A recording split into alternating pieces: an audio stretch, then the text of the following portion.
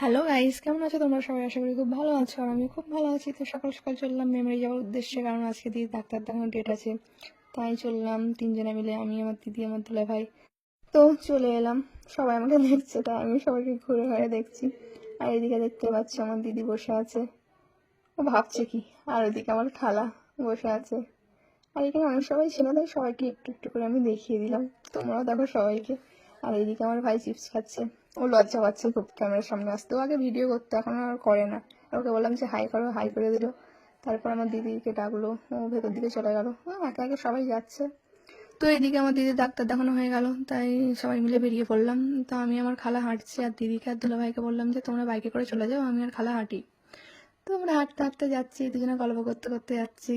আর ভালো লাগছিল, হাঁটতে হাঁটতে দুজনে গল্প করতে করতে যাচ্ছিলাম। তো দিয়ে খুব খিদে পেয়ে গেছিলো, তাই বিরিয়ানির দোকানে চলে এলাম, বিরিয়ানি খেলাম।